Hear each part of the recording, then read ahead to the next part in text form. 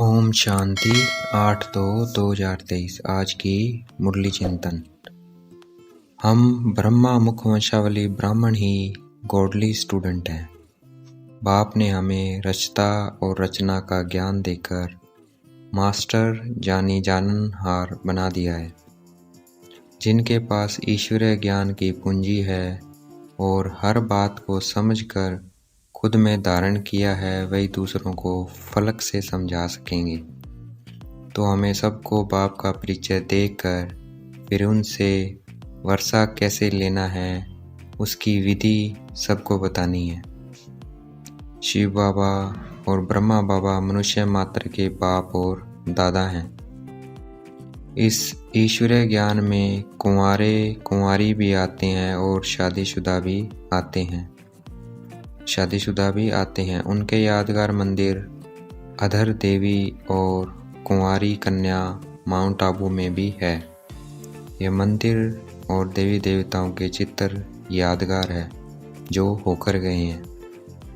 5000 वर्ष पहले भारत स्वर्ग था। बहुत थोड़े मनुष्य थे। सिर्फ सूर्यवंशी चंद्रवंशी घराने की आत्माएं थी।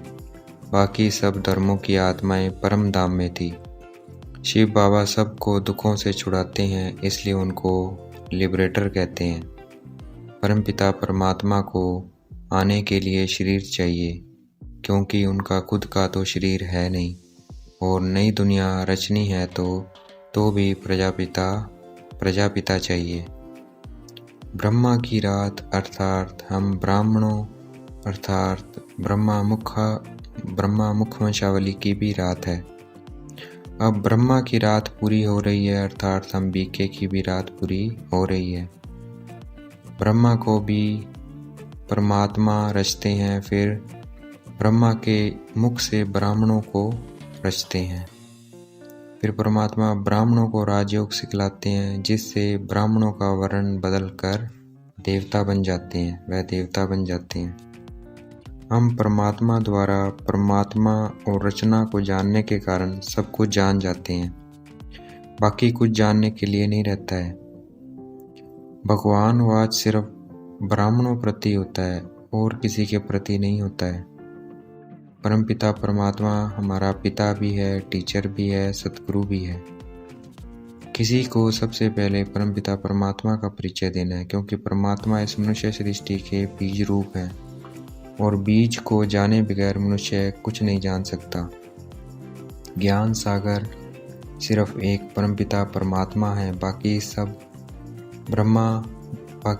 ब्रह्मा बाबा और हम सब भी के ज्ञान गंगाएं हैं। जो इस ज्ञान को कंठ करता है उसे ज्ञान गंगा कहेंगे। उसमें मेल फीमेल दोनों आ जाएंगे।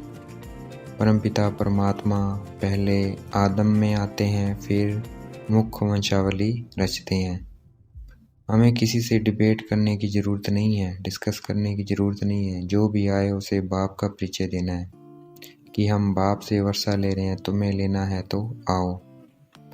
परमात्मा हमारे उस्ताद भी हैं, जो हमें माया रावण पर जीत सिखला रहे हैं। यह ईश्वरीय सत्संग कॉमन सत्संग नहीं है। यह ईश्वरीय स्कूल कॉलेज है, जहाँ रेगुलर स्टडी होती है। और सत्संगों में रेगुलर स्टडी पढ़ाई नहीं होती है, जहाँ से कोई पढ़ाई नहीं होती है जहाँ से कोई प्रारब्ध बने। और सत्संगों में रेगुलर स्टडी पढ़ाई नहीं होती है, जहाँ से प्रारब्ध बने। जो इस कोर्स को शुरू से लेकर अंत तक पूरा उठाते हैं वो फुल पास होंगे। जो बीच बीच में आएंगे वो इस नॉलेज को इतना उठा नहीं पाएंगे। इसलिए रेगुलर पढ़ना है। रेगुलर पढ़ने से ही आगे बढ़ेंगे। हमें परमात्मा का हाथ कभी नहीं छोड़ना है, नहीं तो निधन के बन जाएंगे। माया परीक्षा जरूर लेगी। उसे पता लगेगा कि हम योद्धा रुस्तम पहलवान कितने बने हैं। जितना हम रुस्तम बनेंगे उतना हमें माया गिराने की कोशिश करेगी। जो परमात्मा का हाथ नहीं छोड़ेगा उनकी विजय पक्की है। आज की मुरली का वरदान।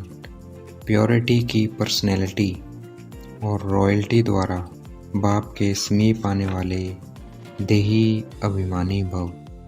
प्योरिटी की पर्सनैलिटी और रॉयल्टी द्वारा बाप के समीप आने वाले देही अभिमानी भव।